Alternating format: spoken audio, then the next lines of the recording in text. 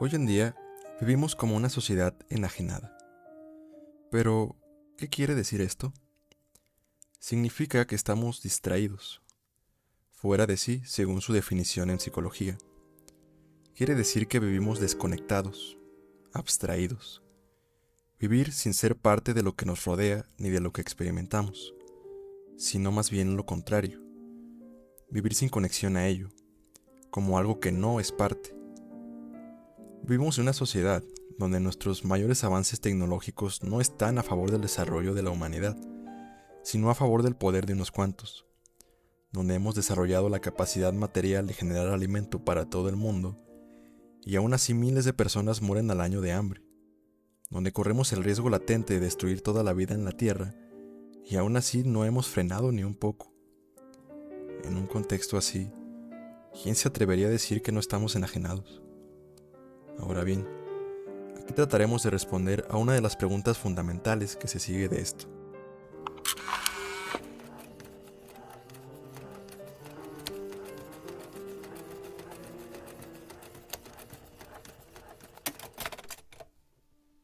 La enajenación es algo que solo nos pasa a los humanos, porque pensamos. Pensar hace que la relación que tenemos con la realidad sea un tanto diferente, porque es una relación no solo dada naturalmente, como la de cualquier animal, sino una que también implica representaciones. A esta relación exclusivamente humana le llamaremos ficción. Y sí, sé que el término ficción se utiliza para describir dragones, ratas voladoras, burros que hablan y en general aquellas cosas que no se ven a diario. Pero, ¿esto realmente significa que no existan en absoluto? La ficción es la relación que el humano genera con su realidad a través de representarla, y esta representación se genera a través del lenguaje. Una cosa es un perro en sí, y otra cosa, la palabra perro. La palabra perro es un símbolo que representa lo que es el fenómeno de perro, pero no es la presentación del perro en sí, es la representación. Partiendo de la relación ficcional es que el humano genera todo su conocimiento, pues se razona con el lenguaje, y todo lenguaje es una representación, es un tratar de aprehender algo de la realidad en un símbolo.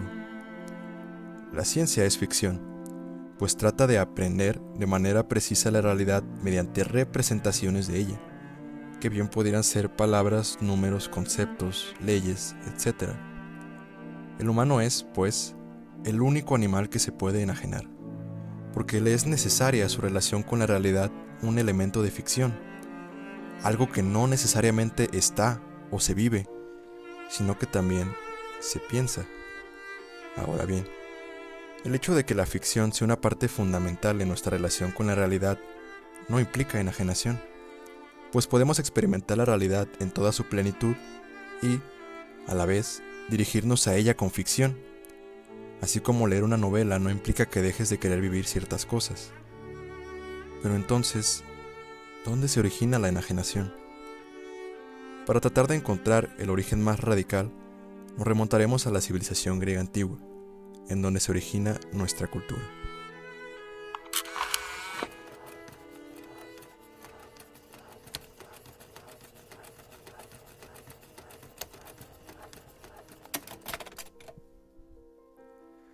Los griegos, al inicio fueron una civilización casi como cualquier otra de sus contemporáneas. Los puntos principales que los diferenciaban de las demás civilizaciones eran principalmente dos. Primero, la manera de manejar sus mitos, como una tradición poética literaria en forma de fábulas, épicas o tragedias. Hacían de sus mitos elaboraciones muy estéticas, que se mantenían en la boca popular, a la vez que mediante dichas historias creaban dioses muy humanos. Dioses inmortales, pero a la vez celosos, rencorosos, pasionales, y en suma, representativos de la naturaleza humana. El segundo punto fue su fascinación por la adivinación. Así es, la misma sociedad donde nació el Logos, en su inicio era profundamente devota a la adivinación por medio de los oráculos. Por medio de ellos decidían si comenzaban o terminaban una guerra. Incluso el concepto mismo de sabio estaba para los griegos íntimamente relacionado con la adivinación, pues en su nivel más alto estaba reservado para aquellos que interpretaban los mensajes enigmáticos del oráculo. Pero entonces, ¿cómo se originó la ciencia a partir de esta civilización? La respuesta está en la dialéctica.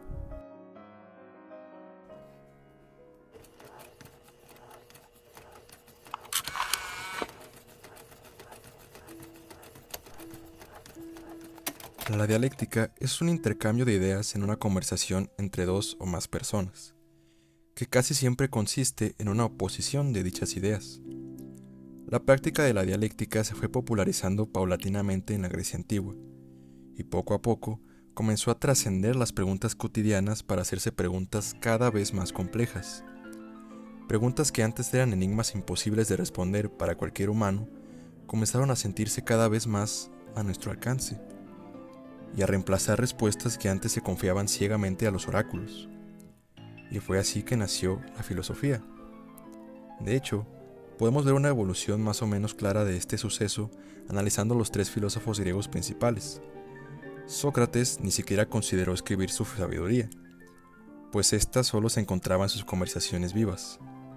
Platón escribía sus ideas, pero de una forma particular, en forma de diálogos, tratando de hacer que se asemejara a una conversación viva. Y es Aristóteles quien termina por darle a su filosofía la forma que conocemos hoy, como algo meramente escrito. Pero, ¿y qué tiene que ver todo esto con la enajenación? Ya casi llegamos a eso.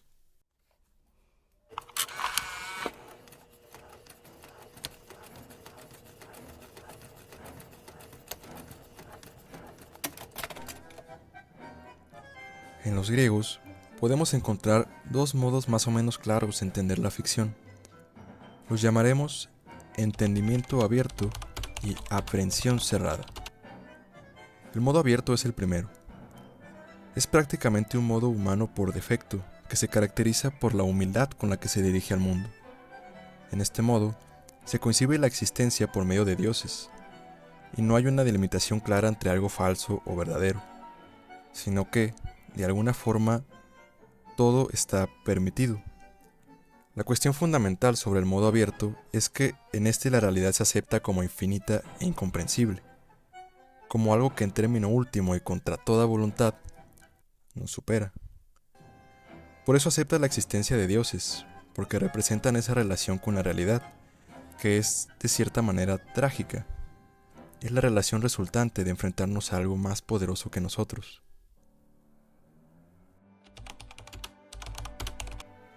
El modo cerrado es el que nace de la filosofía. Se diferencia del anterior porque rechaza su parte más fundamental. En este, se le ponen límites a la realidad. El modo cerrado se originó como un rechazo a la incertidumbre del modo abierto. En este, el humano se convence que tiene el poder para entender completamente la realidad, al convencerse de que puede diferenciar lo que es de lo que no es. Y esto resulta ser el fundamento de todo el conocimiento. La cuestión en este modo es que la limitación de la realidad en ser y no ser no nace de que verdaderamente el humano haya conocido todo para poder afirmar que algo no es, sino que el límite que se le impone a la realidad es forzado. Pusimos los límites de la realidad en el mismo lugar en donde se encuentran los nuestros de cara a su comprensión. Este modo de entender la realidad es todavía el nuestro hoy en día.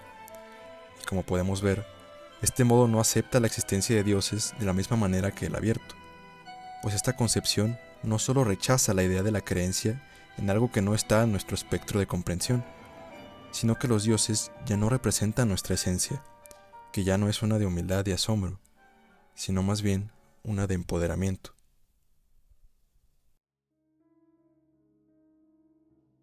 Y por fin, hemos llegado al punto central de todo esto. La enajenación que vivimos tiene su origen en nuestro modo de relacionarnos con la ficción, en el modo de aprehensión cerrado. Porque en una última instancia, le hemos forzado unos límites a la realidad que no le son naturales. Y esto nos hace vivir en negación. Negación porque nos negamos a aceptar que es imposible tener un conocimiento verdadero de una realidad infinita. Y como crecemos bajo este modo, constantemente nos es difícil superar nuestros traumas, al descubrir en nuestras experiencias que dicho fundamento de una realidad aprehensible es solo un placebo. Paradójicamente, la ansiedad que tratamos de evitar al abandonar la concepción abierta se intensifica y se hace más difícil de tratar, puesto que, al no aceptar el carácter imperativo de la realidad, percibimos la tragedia no como parte esencial de la vida, sino como un suceso extraordinario, que implica que se nos arrebate algo. Y entonces, nuestra respuesta no es la aceptación, sino la negación. Nos aferramos a tratar de sentir que no hemos perdido el control de la realidad, un control que nunca nos perteneció. Nuestra enajenación se origina, en su parte más profunda, en este modo. Nos estamos negando a entender la realidad como es. Y esto significa que literalmente tenemos problemas para conectar con partes naturales en nosotros.